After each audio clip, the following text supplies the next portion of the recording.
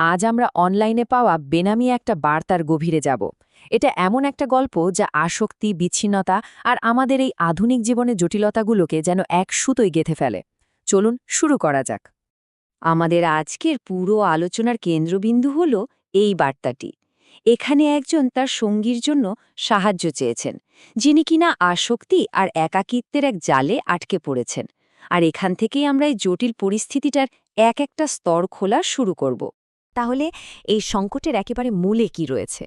এই বার্তাটা আমাদের পরিচয় করিয়ে দিচ্ছে লেখকের স্বামীর সঙ্গে, যার ভেতরের লড়াইটাই এই গল্পের মূল চালিকা শক্তি।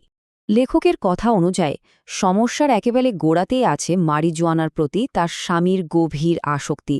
দেখুন, এটা কিন্তু শুধু একটা অভ্যাস নয়, এটা তার থেকেও অনেক বেশি কিছু। এটা এমন এক নির্ভরতা যেখান থেকে তিনি বেরুই হতে পারছেন না, যেন এক অদৃশ্য কারাগারে বন্দী হয়ে আছেন।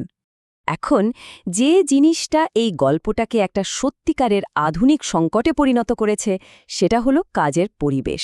চলুন দেখি কিভাবে এই ওয়ার্ক ফ্রম হোম ব্যাপারটা এই ব্যক্তিগত লড়াইকে আরও জটিল করে তুলেছে আর তৈরি করেছে এক বিচ্ছিন্নতার কোকুন।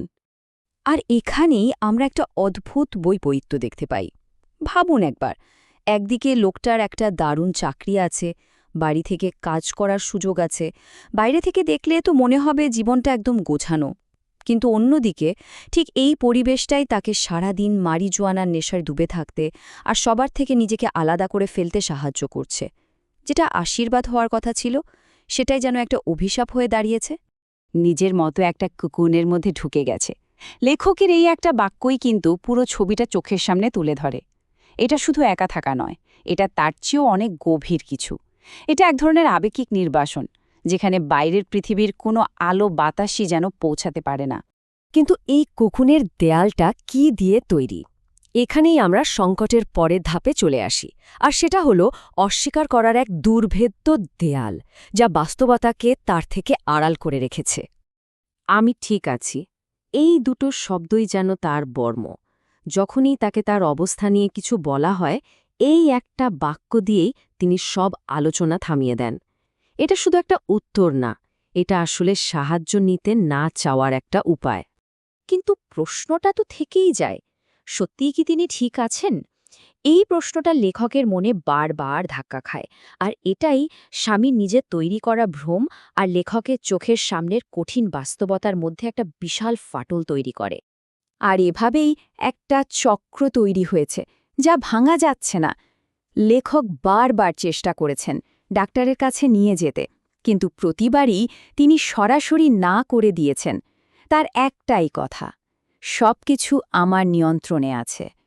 এই যে অস্বীকারের চক্র, এটাই দুজনকেই একটা হতাশাজনক আর কষ্টকর পরিস্থিতির মধ্যে আটকে রেখেছে। আসক্তি আর অস্বীকারের এই বিষাক্ত মিশ্রণ স্বাভাবিকভাবেই তাদের সম্পর্কের গভীরেও গিয়ে আঘাত এনেছে।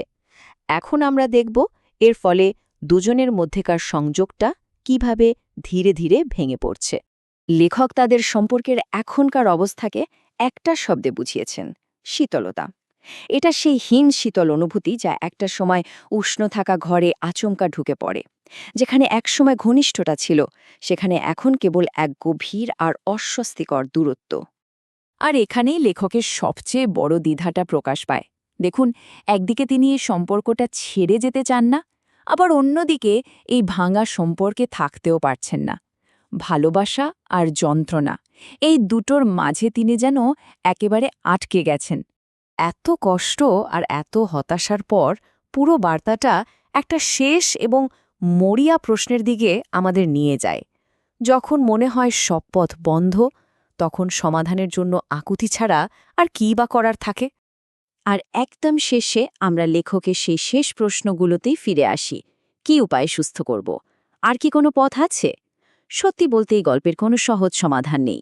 এটা শুধু কিছু যন্ত্রণাদায়ক প্রশ্ন আমাদের সামনে রেখে যায়, যা লেখকের গভীর অসহায়ত্ব আর তার এখনও টিকে থাকা সামান্য আশারই একটা প্রতিচ্ছবি। এই ব্যক্তিগত সংকটটা হয়তো আমাদের সময়েরই এক বৃহত্তর বাস্তবতার কথা মনে করিয়ে দেয়।